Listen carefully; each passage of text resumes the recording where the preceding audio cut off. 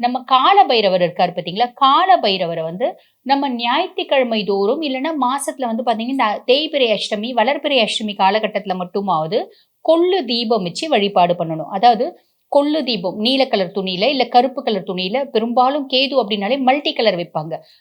பல வண்ண துணிகள் அப்டின்னு சொல்லுவாங்க பார்த்தீங்களா? அந்த பல வண்ண துணிகள்ல கொள்ளு போட்டு, அத வந்து ஒரு கலர் நூல் போட்டு நம்ம என்ன பண்ணணும்னா, அத வந்து பெருசா வந்து அந்த எண்ணெய், இந்த எண்ணெய்லாம் தேவையில்ல. வெறுமனே நம்ம வந்து எள்ளெண்ணெய் ஊத்தி ஒரு தீபம் ஏத்தலாம் பைரவருக்கு. அங்க இது வச்சிருப்பாங்க, தட்டு வச்சிருப்பாங்க ஏத்துங்க.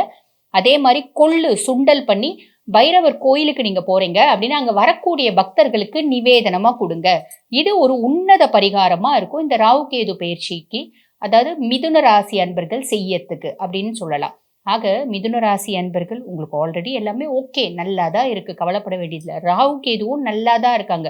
பெருசா கவலைப்பட வேண்டியதில்ல. இருந்தாலும் நான் பரிகாரம் அப்டின்றது சொல்லியிருக்கேன். எதுக்கு அப்டின்னா,